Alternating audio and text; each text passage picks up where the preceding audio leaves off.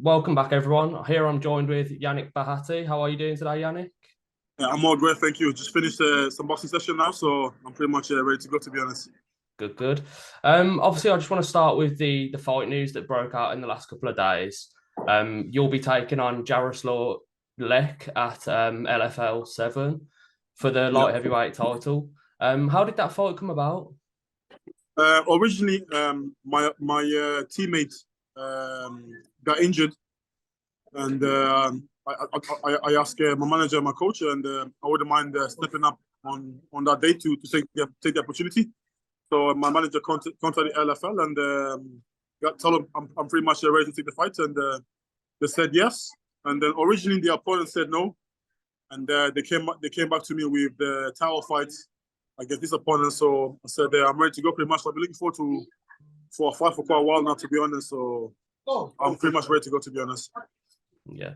And how do you feel about kind of fighting over in Holland? Because I know you fought away from the UK before. So how do you feel about fighting in the Netherlands?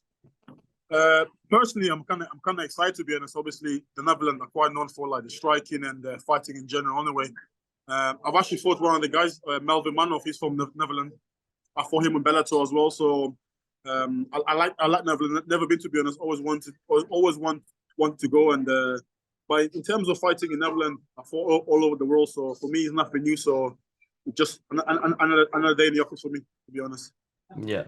And you mentioned before as well that a few of your teammates have fought with LFL before, the likes of Tom Breeze and Akon Wanlis.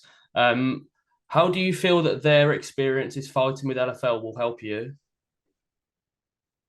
To be honest, I haven't really spoke to any of them, to be honest. As I said, for me, I'm on my own journey, so obviously their experience might be different. But from what I've heard, the show is a very good show. It's a well set up, and I believe it's one of the best shows over there in that region. So I'm looking forward to obviously performing and putting a show for the Netherlands fans, and having a new market for me to build on and so on. To be honest. Definitely, yeah. I mean, they are a really big show in that part of Europe. They've been making quite a lot of moves in the scene the last few years. So obviously, we're buzzing to see you fighting on that show. Just kind of talking on your opponent, Jaroslaw Lek. He's exclusively only been fighting in Poland throughout his career, and he's never fought a 5-round fight, which obviously you have. You have that advantage. How much of an advantage do you think that will be? I don't think personally. I don't think it'll be much of an advantage because I plan to finish the round. To be honest, the first 2 rounds. So I have no plan to go 5 rounds. I don't want to go 5 rounds. I took the fight on 2 weeks notice because I want a quick fight. I want to go out there, get a win, and build some momentum and go from there. So I don't see it as an advantage, to be honest. So I'm coming out there. I ain't playing around. So I'm coming out there to finish the first or second round. So I don't believe we'll see 5 rounds, to be honest. But it wouldn't matter. Fair enough, fair enough. I know throughout your career you've spent a lot of time training with Damien Trainer over at K-Star Muay Thai in Quinton, in the Quinton area of Birmingham. Have you been training with him for the lead up to this fight as well? Yeah, I train with Damien pretty much every week, to be honest. So I train with him on Tuesday and on Thursday this week. So it's nothing new. So I'm always training with Damien. So he couldn't make it down to the Netherlands for this one. Hopefully in the future. But I'll have one of the staff from K-Star and one of his students staff and coach that they'll be coming over to help me and stuff. So, but obviously Damien is you can't go wrong in terms of Muay Thai and striking. So as I said, Netherlands are known for striking. So I look forward to coming out there in Netherlands and put on a good striking clinic for the fans, to be honest. Yeah. I'm sure you will as well. Kind of just to rewind a bit in your last couple of fights, obviously, like you've said before, you fought Melvin Manhoff in Bellator and Luke Trainer. How did things kind of come to an end with Bellator? Say that again? How did things kind of come to an end with Bellator, and was there any kind of offers to carry on with them? To me, I got released during the Corona time. So obviously they were having difficulty with giving people fights and obviously to be active. And I got released during the Corona time. I got one fight deal with them against Luke. And that's pretty much about it, to be honest. So as I said, I like to fight pretty much everywhere. So I don't want to be too tied to our organization or a place. So as I said, I want to travel the world and fight all comers and all type of people. But hopefully in the future we'll see where it goes. Maybe I'll be on Bellator, PFL, UFC. Who knows? You know what I mean? So yeah. Yeah. I think it's fair to say you've kind of been taking a bit more of a hands-on approach when it comes to kind of partnering these fighters and coaching as such. Do you think that once your fighting career is all said and done, you will move over to start coaching? Yeah, I always coach, even pretty much from since I started training. I always coach. Obviously, I help coach a lot of my teammates, and I'm trying to open a gym here in Birmingham. So that's in the works. So that's for sure. I'll definitely be coaching and building my own fights in the future for sure. And plus, we've already got one world champion, so in Leon Edwards. So why not? Yeah, definitely. And you've just said there that you've kind of got plans of opening your own gym in Birmingham. How important do you think it is to have kind of built these relationships up with trainers like Damien Trainer and the guys at Renegade for when you move on to that part of your kind of career? Yeah, I think that's very important. As I said, obviously, in this game, you want to build connections and experiences. As I said, obviously, I've all around the world. I've trained pretty much all around the world. As I said, so it's a good thing just for me, and also just obviously I want to give back to the people that helped me. So that's the main reason as well. It's just about giving back as well, not just taking as well, but giving back also to the community and everyone that helped me along the way. To be honest. Yeah, definitely. And I'd be remiss if I didn't ask you about obviously Leon's title win back in August last year.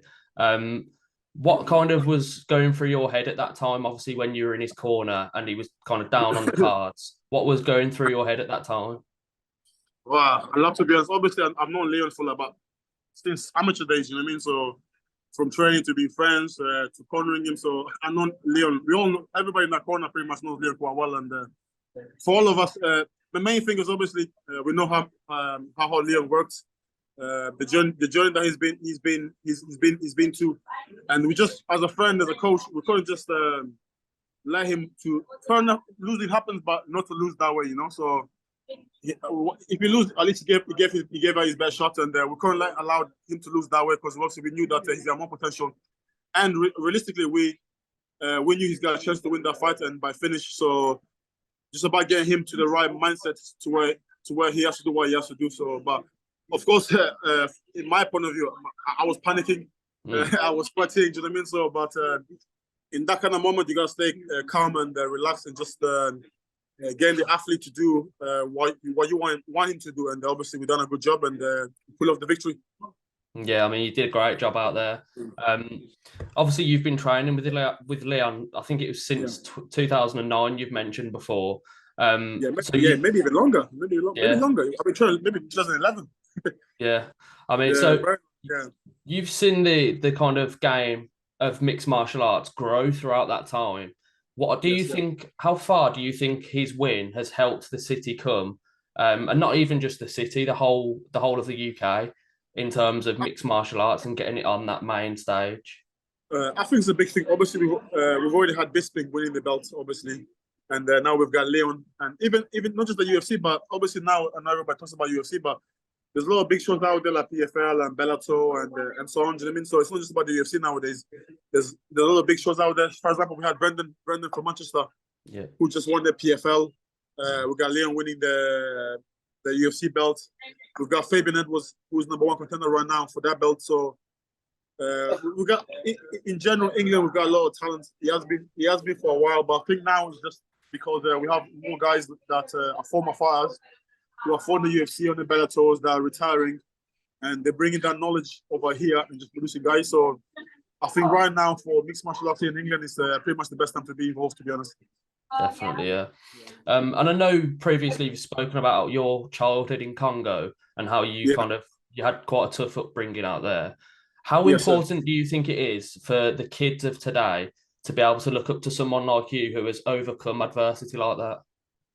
As I said, the main thing is obviously the character building. Obviously, when you come from any type of environment, it doesn't matter if it's for me or someone else. Obviously, when you're obviously raised in a tough environment, it's about surviving with the fittest. So I just look for, obviously, I still have cousins and friends over in Africa and Congo who are going through a hard time and they're trying to make their way, or even just friends here in England who are going through their hardship and they're trying to find a way. But the only thing you can do is just put your head down and just keep grafting away and just keep working hard. Like I just finished training right now. Obviously, you can see myself now. I'm quite tired to be honest, but you gotta just chip away and do your thing. Do you know what I mean? So, and obviously on the way you're gonna have people that want to help you, and then you want to keep them people close to you, and then obviously when you make it, you want to give back. But the only thing I say, just keep chipping away. Do you know what I mean? Step by step. Like Leon always tells me, is you want to build brick by brick. Yeah, definitely. I mean, it's great advice for the kids out there of today that are looking to get into mixed martial arts. For sure. And then kind of just finishing on the whole team at Renegade. Obviously, like you said, you've been there since the early days of it. Kind of speak to me a little bit about the growth of that whole team and seeing fighters like Jake Hadley, O'Meal Brown, who's fighting in Cage Warriors, who's a really good prospect. How far would you say that gym itself has come? I think I don't think the gym is that important. I think what's more important is more the people that are in the gym. That's what makes the gym. Obviously, Team Renegade originally was a grappling gym, and he only turned into an MMA gym because the likes of myself and Leon and all the other lads kind of move over. But I'll say what makes the place is just more the people, the athletes, the coaches, the brotherhood. I think that's more important than anything. Because obviously, I follow around the road, Leon's follow around the road, and we all just bring in a lot of knowledge and just helping each other as much as we can. So I'll say that's the most important thing. I think the people what makes the gym. The gym doesn't make the people. If that makes sense.